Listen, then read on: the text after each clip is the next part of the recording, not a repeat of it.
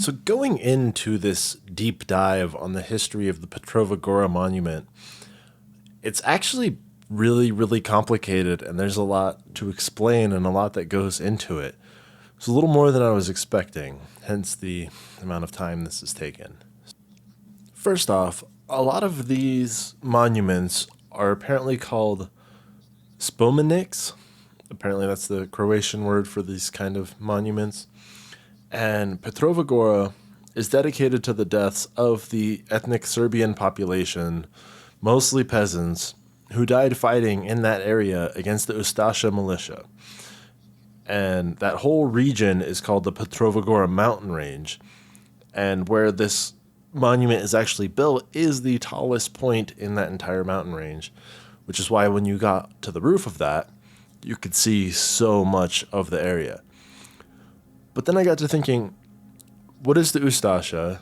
And there's a huge rabbit hole to dive into. So I'm not going to go super deep into it, but I am going to provide just a little bit of background. So let's look into the Ustasha. However, before we look into what the Ustasha was and why they're important to the story, we have to look at what is called the independent state of Croatia, which is often abbreviated NDH because it's translated into Croatian. It's NDH.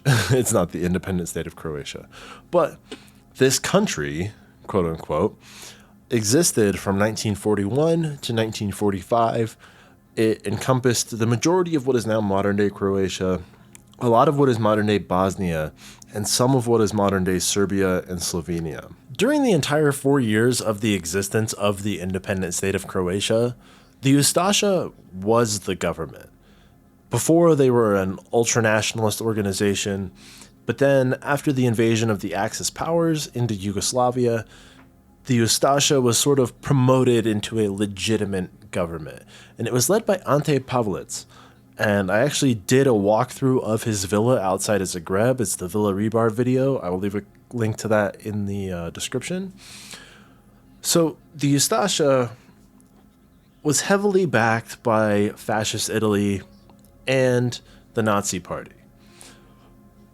So they were sort of convinced that Croatians and to some extent the Bosnian population, despite the fact that the Bosnians were Muslim, that they were actually Germanic and not Slavic, even though anyone who's been to Croatia and other Slavic countries can clearly see that they're Slavic. But anyone could really see that this was coming. A lot of the Croatian islands were sort of claimed by Italy, and the fact that Mussolini and Pavelic had a close relationship pre-World War II, it was kind of obvious that the wannabe dictator of his own country would reach out to the dictator of a well-established country for help and in exchange sort of be a puppet of the larger government. The Ustasha ended up doing a lot of crazy things within the NDH. Among them was running 22 different concentration camps. The largest was Jasenovac, and ultimately they were a net negative to Yugoslavia, to put it mildly. Without getting into a very super deep dive into all of this, the focus of this video is the history of Petrova Gora, so we're going to focus back on that. But I felt that some of this background information on the Ustasha and on the NDH itself were vital pieces of information to fully understand and appreciate the magnitude of Petrova Gora. In trying to summarize sort of the background of Petrova Gora, I found a really good article by a guy called Donald Niebil, and I'm just going to read the excerpt from his article because it's way better written than what I could actually come up with as a summary. So I'm going to leave a link to that in the description as well. Check it out, give him the traffic. Wonderful article with lots of really good photos and information. Regarding the background, he writes, beginning in the summer of 1941, ethnic Serbs across the newly created independent state of Croatia, NDH, were starting to be forcefully removed from their homes by the NDH's Ustasha militiamen, who were then deported to Serbia and replaced with newly transplanted Axis-friendly Slovenes. As it had already been seen happening in the Plitvice area, ethnic Serb peasants in the Kordun and Banija regions feared the same fate awaited them. In mid-1941, the communist fighters of the Kordun partisan detachment, learning of the unrest among these persecuted ethnic Serbs, infiltrated the heavily occupied Kordun and Banija region. On July 19th, 1941, representatives from the Communist Party of Croatia met in Abez Forest on the northern slopes of Petrovagora mountain range and made the decision to launch an armed uprising. The partisan forces then proceeded to convince hundreds of ethnic Serbs to rise up and create an organized resistance against the Ustasha's deportation efforts. After forming this alliance, the Kordun partisans, who number around 2,500, then established a headquarters to coordinate this cooperative partisan/ethnic Serb resistance effort near the summit of Mali Petrovac Hill in Petrovagora mountain range. In this area, fortifications were laid, infrastructure was created, and a significant military hospital complex was built in the nearby Pilshin Gvar ravine. Around 15,000 people, men, women, and children from the surrounding region, came to the mountain to overwinter under the protection of this partisan stronghold. The uprising officially began on July 27, 1941. As a result of this instigation from the Kordun partisan resistance fighters, who had been making repeated raids on the towns surrounding Petrovagora, tensions between Axis forces in the region heightened and the NDH pressure against the resisting ethnic Serbs increased. Then, on March 19, 1942, in response to this uprising, the Ustasha militia began Operation Petrovagora, an Axis offensive intended to rid the Petrovagora region of all ethnic Serb resistance and all partisan rebel fighters.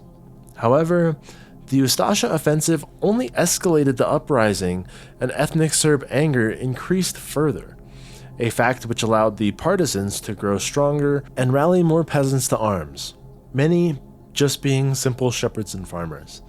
However, during a sudden breakthrough of defenses in early April of 1942, Ustasha forces stormed multiple partisan positions around Petrovagora.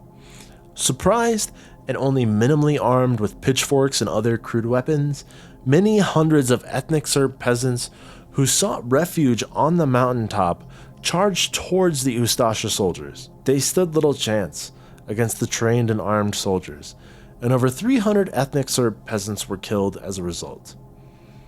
As the control of Petrovagora mountain range fell into the hands of the Ustasha, in early May of 1942, a few partisan units managed to evacuate and fled from Mali Petrovac towards the east into the foothills around Pernia and Katinovac. Of the hundreds of ethnic Serb peasants captured by the Ustasha, the ones who were not executed immediately were sent to the concentration camps around the region, most notably Jasenovac. During the course of the war, roughly 27,000 people from the Kordun region were killed, which was approximately 30% of the pre-war population.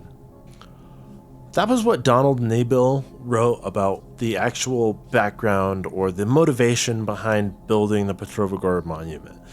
That was sort of the series of events that led to the need to create a monument in that specific location. And during my walkthroughs, I didn't know any of this beforehand, but we noticed that this is in the absolute middle of nowhere. Actually building this here must have been a feat in and of itself, because not only did you have to bring all of these raw materials here, but then you had to put it all together. You had to do all the utility aspects of getting water to the monument itself, being the highest point. Moving water uphill requires some sort of electricity or something like that. It's quite difficult to move water uphill with gravity alone, being that it's uphill. And then you had to factor in, sewer, drainage, electricity. There's a lot of stuff that actually went into building this here, being that it's so remote. Hell, even in 2021, we barely had cell phone service until we got to Petrovagora. the weird roads that Google Maps had taken us on. I wouldn't recommend, by the way. We had zero cell phone service the whole time until we kind of actually got to the Petrova Gora monument. And if you watch the video where there's the electrical room up top and there's antennas on top, I really think that this might be a telecommunications hub that they're actually using, because it's the tallest point in the area. And we went from no cell phone service to plenty of cell phone service. So I'm really kind of thinking that's what they still use it for.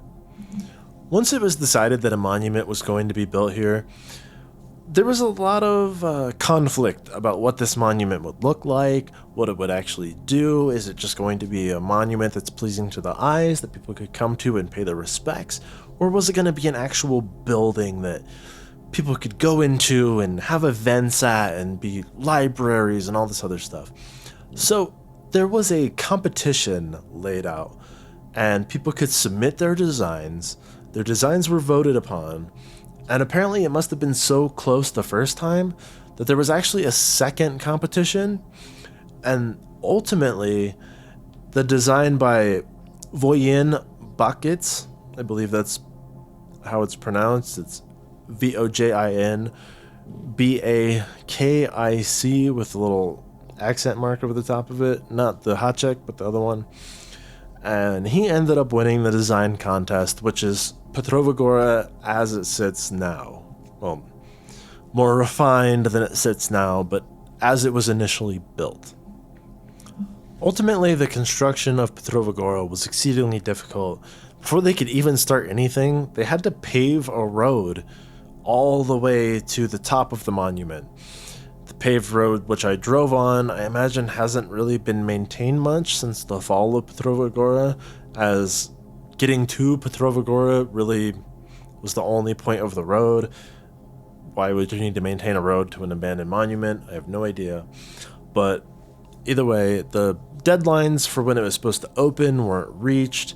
And as I said before, there was a lot of problems regarding not only building the road, but then getting electricity to it, getting water to it, getting the sewage out of it, getting the stormwater to drain away from the property, thus saving the foundation of the building itself. Funding for the project was done by private donations, public funds, and even a loan taken out by Yugoslavia from the IMF. The total cost was 223 million Yugoslav dinars, which is odd because I have 2 Yugoslav dinar bills that equal 100 billion, so technically I have enough to pay for this several times over. Either way, that was hyperinflation. Construction work for the monument carried out by the Zagreb firm called Tempo and the Karlovac film called OOUR. And that's when it really began to pick up. Those two firms were instrumental in the construction of Petrovagora. While I was walking through Petrovagora, I always wondered, what this place looked like when it was completed. Well, unfortunately, it never really was completed. They sort of had a deadline of July 4th, 1982, but they didn't really have the grand opening until October of 1982. And even when they had the grand opening, Petrovagora still wasn't completely finished. Some claim that this was due to the result of Josip Tito dying in 1980, and that kind of started to lead to the turmoil that eventually became the Balkanization of Yugoslavia. What Petrovagora was intended to be, but never actually became, was the sprawling complex at the base, which was supposed to be the visitor center, the parking lot, along with a cafe. And then within the structure itself was supposed to be thousands of meters of floor space, which there actually was. A 250-person Congress hall, which is what the whole basement area was. A reading room, a cafe, a museum, which was supposed to house hundreds of documents and relics and artifacts related to the battle and the history of the ethnic Serbian struggles in the region. However, the majority of these were never fully realized, even years after its opening. All hope of Petrovagora being finished and coming into fruition to what it was originally planned out to be all of that went to absolute shit at the onset of the Yugoslav wars in the 1990s. I personally am fascinated by Yugoslavia as a whole, especially the breakup part of it. I have all sorts of Yugoslavian propaganda. I have all the Yugoslavian hyperinflation money. I have a couple of Yugoslavian guns. I've just always been fascinated by it. And Petrova Gora is a monument in the middle of Croatia, but it is sort of dedicated to the ethnic Serbian population. During that period of time, however, the Serbians were still considered Yugoslavian. Yugoslavia was its own country, and you had your Yugoslav nationalists, but you also had your nationalists from the individual states that sort of made up Yugoslavia. That's how you had the Ustasha, which was Croatian nationalist. And if you look back to like Gavrilo Princip, he was a Yugoslav nationalist who hated the Austro-Hungarian Empire, which is why he shot Franz Ferdinand and caused World War I. But either way, you had all these ethnicities together. But then when Yugoslavia started to break up, it sort of reverted back to its nationalist roots. So you had the Slovenians kind of wanting their own place, and the Croatians wanting their own place, and the Bosnians wanted their own place. And they all kind of battled each other and sort of teamed up with each other too. It's really complicated. I'd be lying if I said I knew all of it, and I'm sure people who watch this that are actually from Yugoslavia or any of these countries will be able to correct it. But in my layman's terms, it kind of seemed like all these places were reverting back to their former glory. And at this point, it kind of seemed like Serbia was more of the aggressor, trying to create the Greater Serbia in the same way that the Ustasha was trying to create the NDH, which encompassed parts of Slovenia, Croatia, Bosnia, and even a section of Serbia.